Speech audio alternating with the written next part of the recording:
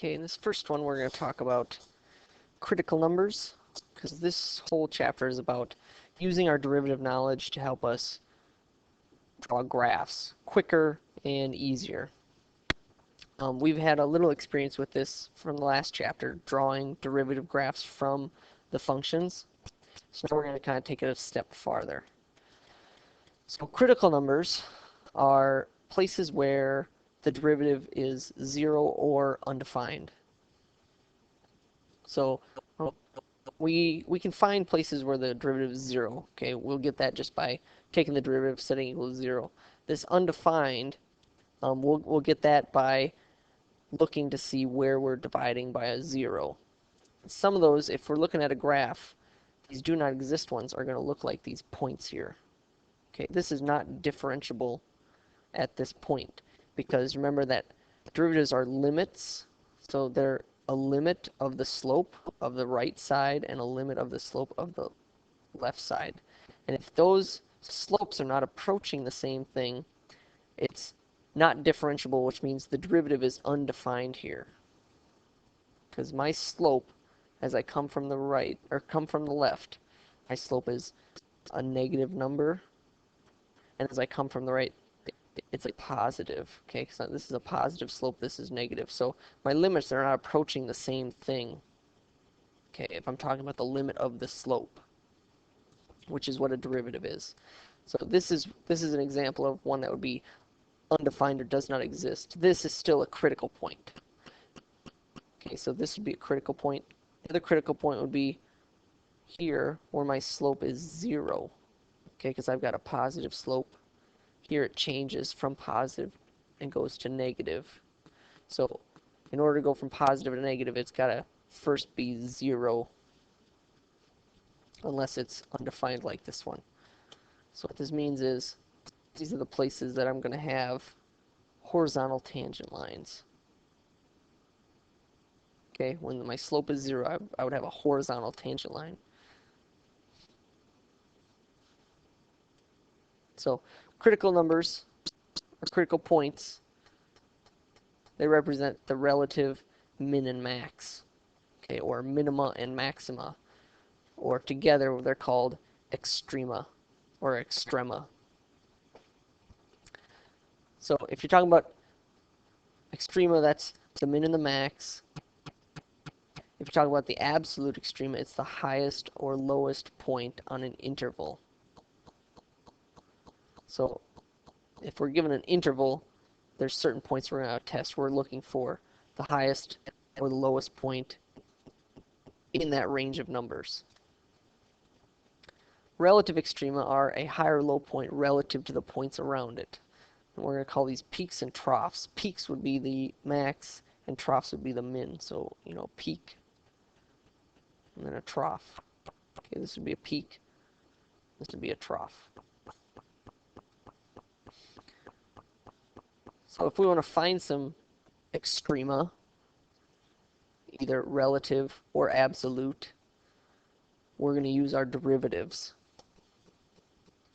So I'm looking for where the derivative of my function equals 0 or where it's undefined. So I'm going to start by just finding out what my derivative of x is. So the derivative of this part is 2. The derivative of this, I'm going to drop the 2/3 down. So 2/3 times 3 is 2. So I get negative 2. And then I lower the power by 1. So 2/3 minus 1 is negative 1/3.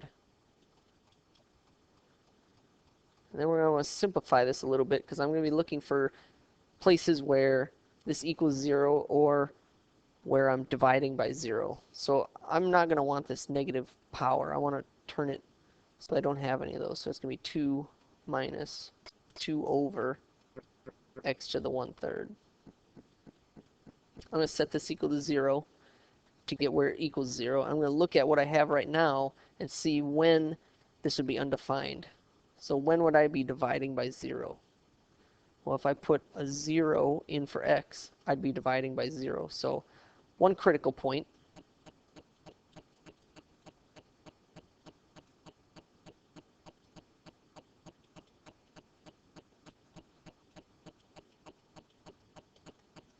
is when x is 0. If I solve this now, to find out when it equals 0, I would subtract the 2 over. So negative 2 over x to the 1/3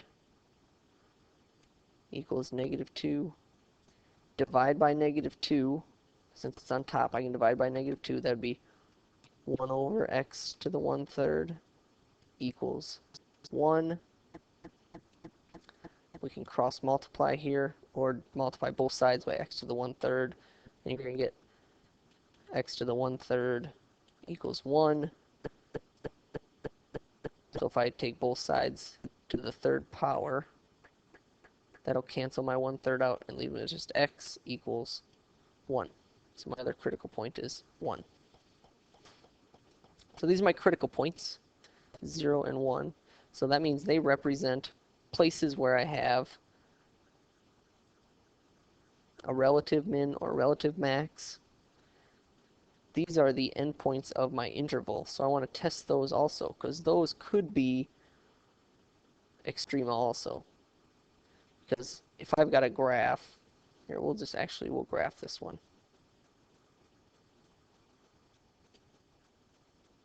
Okay, so I've got my calculator here. I just want to show you what I'm talking about. So if I take 2x minus 3 times x to the 2/3.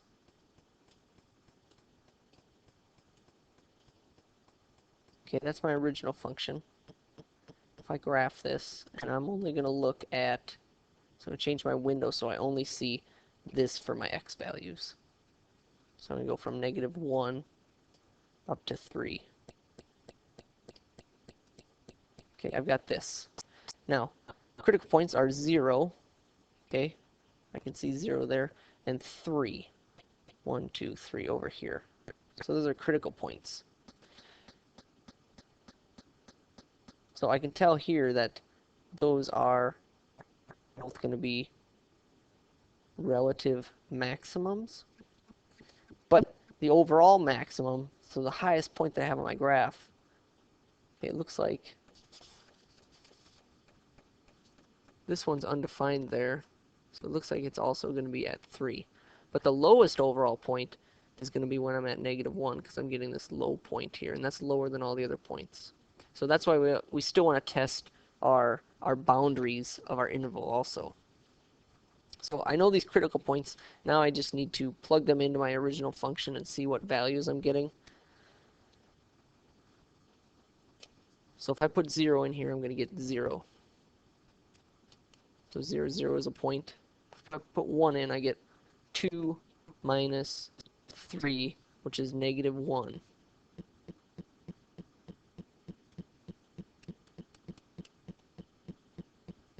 Okay, so that means that 0, 0 would be here. That's a relative maximum. 1, negative 1 right here is a relative minimum. And then the overall maximum, let's plug in 3 and see what I get here.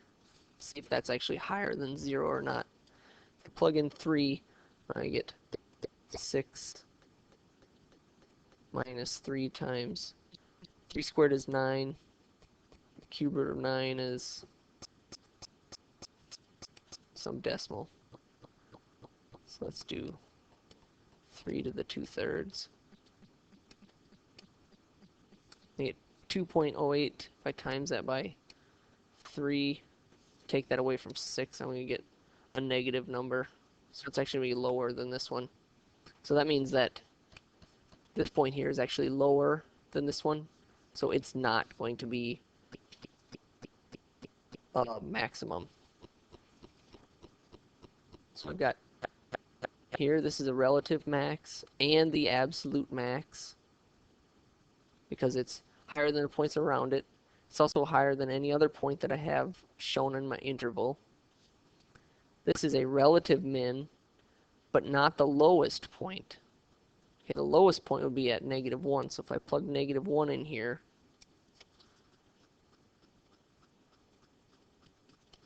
I'm going to get out negative 2,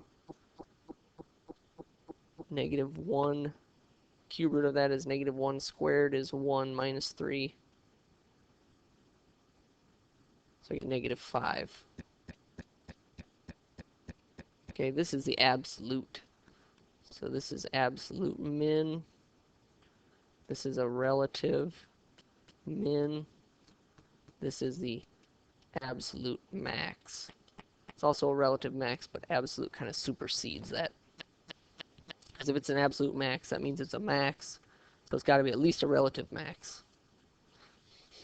So let's do another one here. Find the relative extrema. So now I'm not looking for the absolutes. I'm just looking for relative ones. So I don't have a boundary. I'm just going to try to find all of the relative mins and maxes. So I'm looking for when the derivative of this equals 0 or when the derivative is undefined. So first I'm going to take the derivative. So g prime of x is going to be 12x squared minus 22x minus 20. I want to know when this equals 0. Because I'm not dividing by x, so I'm not going to have any undefined parts. Well, this is quadratic, and if I'm setting equal to 0, I can factor out a 2.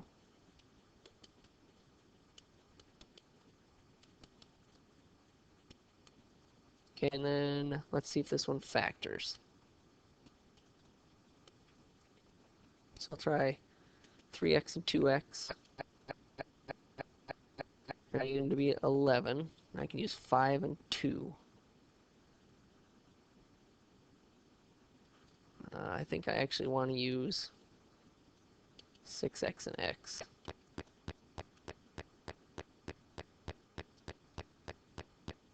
Or maybe not. Let's see. So I need multiplies to be 10.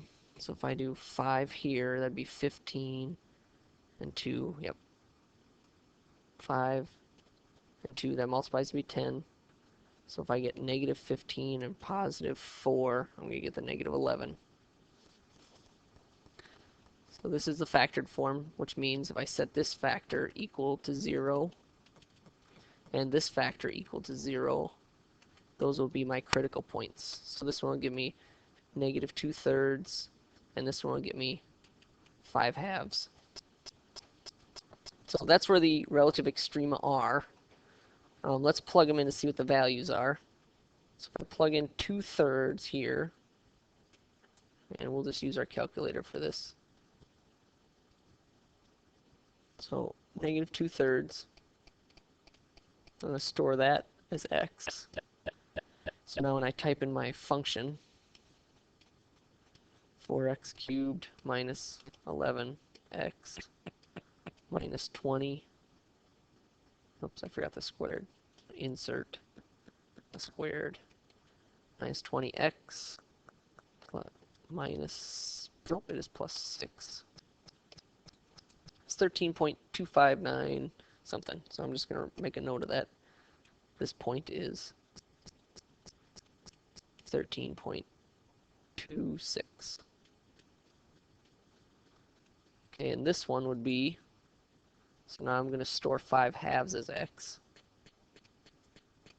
Oops. Store that as x. And now I can just bring up what I typed in last. Okay, when I typed in my function, because now when I hit enter, all these x's are going to be 2.5 instead of negative 2/3. So I get negative 50.25. So this is a relative max, because I've got a high y value, and here's a lower y value. So this is a relative minimum. Okay, and I'm not going to have an overall, so there are no absolute min or max, because the end behavior of this one, okay, it's an odd power, so I have opposite end behavior. It's a positive coefficient, so my end behavior will be doing this.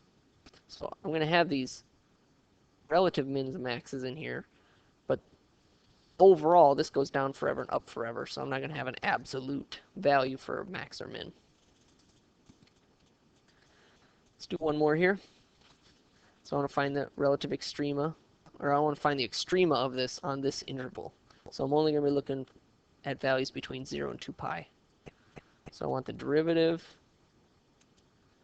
So this is going to be 2 cosine of x. Okay, the derivative of cosine is negative sine, so this becomes plus sine of 2x times the derivative of the inside part, since I've got 2x on the inside of my cosine. So I'm going to multiply by 2. So let's simplify a little bit here. I've got 2 cosine x plus 2 sine of 2x. And I want to know when this equals 0. And I'm only looking for values between 0 and 2 pi.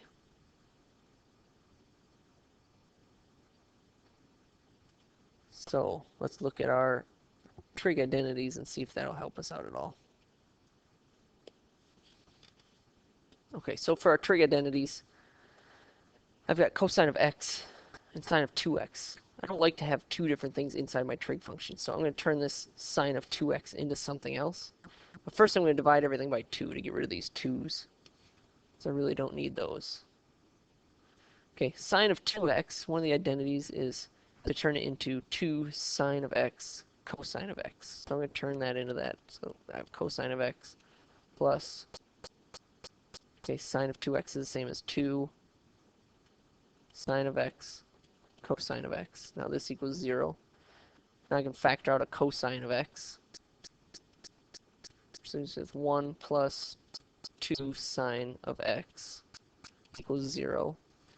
So I've got this times this equals 0, which means either this equals 0 or this equals 0.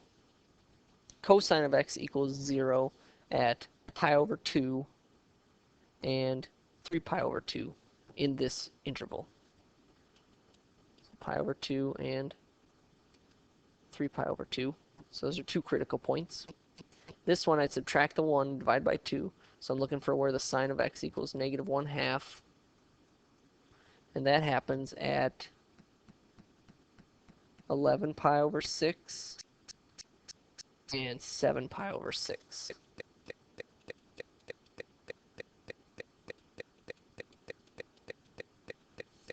So these are my 4 critical points in this interval. I need to see which ones are mins, which ones are maxes. Okay, so I'm going to plug them in. So I'm going to plug pi over 2 into my original function. So in the original function at pi over 2 equals, okay, sine of pi over 2 is 1 times 2 is 2 minus the cosine of 2 times pi over 2, which would be the cosine at pi, is negative 1. So we got a value of 3. Okay, let's plug in 3 pi over 2. If I put 3 pi over 2, the sine of 3 pi over 2 is negative 1 times 2, so negative 2, minus cosine of 3 pi, because 3 pi over 2 times 2 is just 3 pi, which would be negative 1. So I get a value of negative 1. Okay, let's plug in the next critical point. 7 pi over 6. So sine of 7 pi over 6 is negative 1/2 times 2 is negative 1 minus the cosine at 7 pi over 3, which is the same as pi over 3. And the cosine there is 1/2. So I get a value of negative 3/2.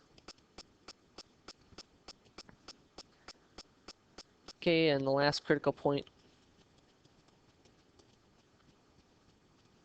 So the sine at 11 pi over 6 is negative 1/2 times 2 is negative 1 minus the cosine of 11 pi over 3, which would be the same as, let's see, because 2 pi is 6 pi over 3, 7, 8, 9, 10.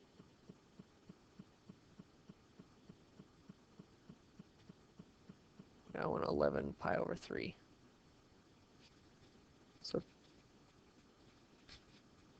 So 12 pi over 3 would be 2 pi again, so if I go back 1, that brings me to 5 pi over 3. And the cosine at 5 pi over 3 is 1/2. So I get the same thing.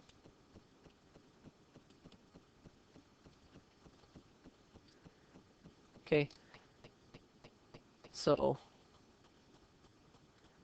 it looks like this is going to be a max. And, well, we'll have to look here.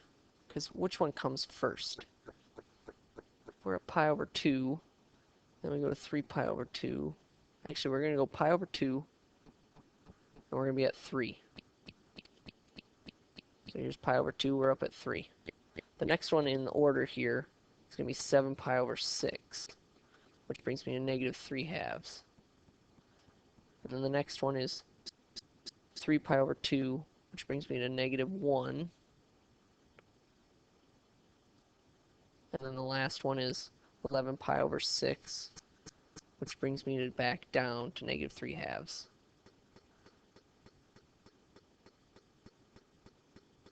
Okay, and I need to test 0, so I need to plug 0 in here. The sine of 0 is 0, so this is nothing. Cosine of 0 is 1, so I'm at negative 1. And then I need to test 2 pi also.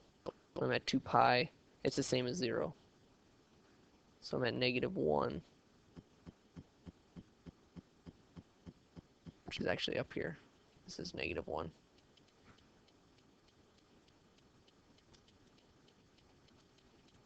So that means my graph is kind of doing this.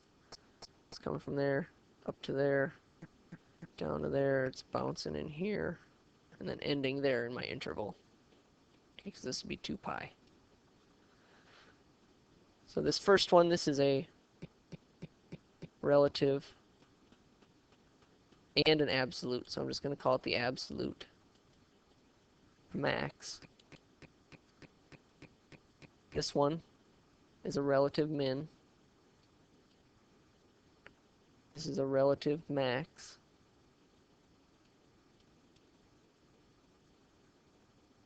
This one's another relative min. And this last one is nothing, because I can't say it's a relative min because I don't know what is happening over here. I mean, I could figure it out, but at the end of the border, I'm not comparing it to anything to the right, so I can't say it's higher than the right part of it. So I've got an absolute max. I don't have an absolute min because I've got two mins that are the same value. Absolute means there's one and only. So I don't have an absolute min. Okay, one more thing you need to know that will probably be on your assignment is if they want you to derive an absolute value, you're just going to change it into the square root of whatever you're taking the absolute value of squared. So if I want the derivative of this, I'm going to actually find the derivative of x plus 3 squared square root. Because this does the same thing as an absolute value, right? If I have a negative number in here, I'm going to square it, get positive, and then square root it, and get back to where I started. Okay, same if I have a positive, I'm going to square it, which makes it positive, square root it, brings me back to where I was. So this effectively is the same thing as the absolute value. So if I take the derivative of this, I'm going to have 1/2 x plus 3 squared to the negative 1/2 power times derivative of the inside part, which would be 2 x plus 3 to the first. These powers will cancel, make it a negative 1. So I've got 1 over x plus 3. And then there's a 2 from the 1/2 out front here also. And then I'm multiplying by 2 x plus 3. So the 2's cancel, the x plus 3 cancel, and I get 1. So that means I have a constant slope of 1.